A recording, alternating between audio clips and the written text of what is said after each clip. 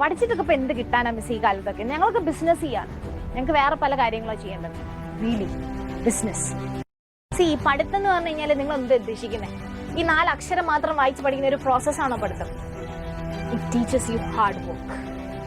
നിങ്ങൾ വിചാരിക്കുന്നുണ്ടോ നിങ്ങൾ ഫ്യൂച്ചറിൽ നിങ്ങൾക്ക് പല ഫീൽഡിലെത്താം? നിങ്ങൾക്ക് ബിസിനസ് ചെയ്യാം, നിങ്ങൾക്ക് വേറെ പല ജോബിലേക്കോ പല ഫീൽഡിലേക്കോ നിങ്ങൾക്ക് പോവാം. ഈ ഏത് ഫീൽഡിലാണെന്നുണ്ടെങ്കിലും നിങ്ങൾ ഹാർഡ് വർക്ക് ഇല്ലാണ്ട്, കഷ്ടപ്പെടാണ്ട്, നിങ്ങളുടെ ഒരു 100x എഫേർട്ട് കൊടുക്കാതെ ഒരു ഫീൽഡിൽ നിങ്ങൾക്ക് പിടിച്ചു നിൽക്കാൻ പറ്റുമെന്ന് നിങ്ങൾക്ക് തോന്നുന്നുണ്ടോ? നെവർ. ആൻഡ് ഈ ഒരു ഹാർഡ് വർക്ക് നിങ്ങൾ പഠിക്കുന്നത് it's a step by step process.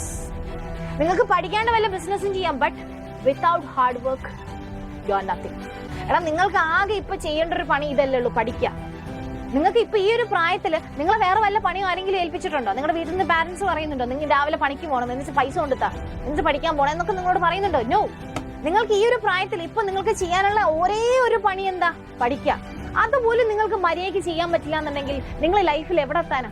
നിങ്ങൾക്ക് എന്താ ചെയ്യാൻ പറ്റുക ലൈഫിൽ? ഈ ഒരു പഠിക്കാന്നുള്ള പരിപാടി ചെയ്യാൻ പറ്റുന്നില്ല എന്നുണ്ടെങ്കിൽ നിങ്ങളുടെ ലൈഫിൽ നിങ്ങൾ വലുതായി കഴിഞ്ഞാൽ നിങ്ങൾക്ക് എന്തെങ്കിലും ചാലഞ്ച് വന്നു കഴിഞ്ഞാൽ ക്യാൻ യു കംപ്ലീറ്റ് ഇറ്റ്?